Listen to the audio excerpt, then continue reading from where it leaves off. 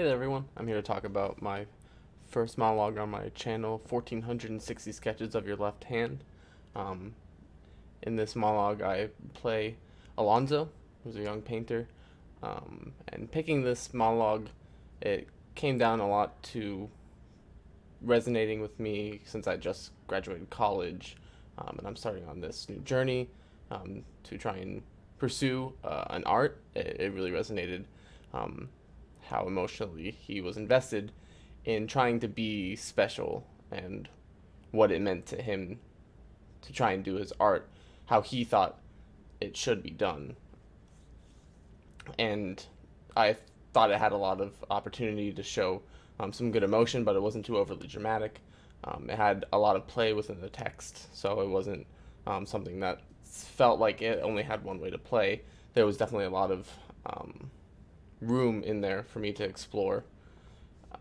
And also, obviously, like I said, it resonated with me, and overall, I thought that it was a good fit for a first monologue. Um, I didn't do any research into the play initially because I just wanted to go in flat with no expectations about how I should be playing it. And I really wanted to see how I came across on camera, and even just how to emote something that was dramatic that came from somebody else's words. And from there, when I started working on the monologue, I read through it and then kind of broke it down into its smaller parts, and I tried to write down as I read and read aloud, just so that way I could get used to hearing and making the words, and connecting it with the visual was really important for me. And so, as I was reading and writing it, I kind of got a flow for it, and a lot of it kind of felt like peaks and valleys with the emotional intensity, especially because of a lot of the cursing that comes along during the beginning and towards the middle of the monologue. It felt like he had some times where he was trying to suppress some of his emotions, and then sometimes where they just flared up, and it was impossible for Alonzo to really hide how he felt. And as I was reading it, I was trying to really heighten this kind of emotional roller coaster that Alonzo was going through. And what I started to realize was I sounded a little bit whiny, like I was complaining, and I was kind of like stomping my foot the whole time, um, like a kid who doesn't want to go to bed.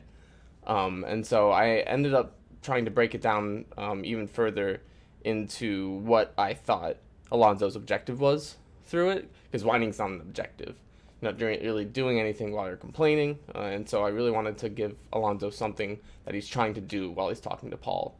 And I found that it seemed like to me that Alonzo was a manipulator, that he was really just trying to convince Paul to get off of his back, and just let him do what he's going to do, even if it'll kill him, because it's my life. Why should I listen to you about it?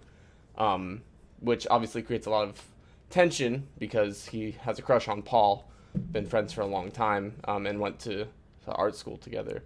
And so that kind of gave me something to do basically while I was talking to Paul, instead of, like I said, just stamping my foot and complaining about not being able to create like I wanted to create.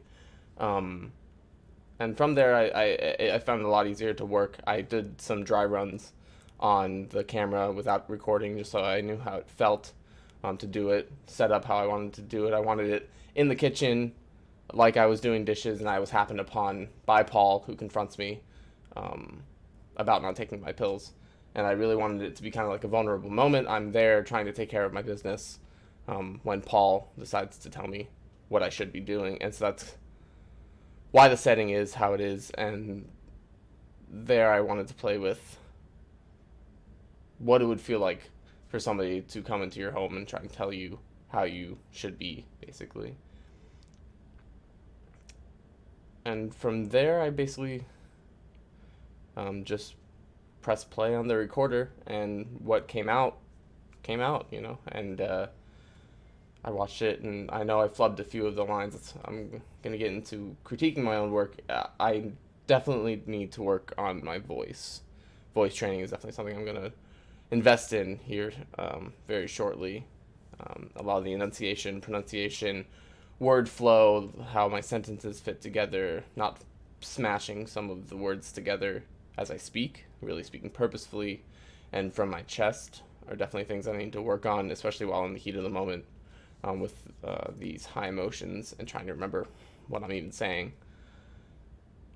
And as well, I have a lot of habits in my own gesticulation and how I emote, and so I wanted to try and get rid of those so that way I can just be the character and how I think they would be acting in the situation, instead of having my own articulations like you can see me right now, how I'm doing these things, talking in front of the camera. But overall, I enjoyed the process. I'm in fact, going to go start working on getting a new one. It's going to be a comic monologue here soon. So stay tuned.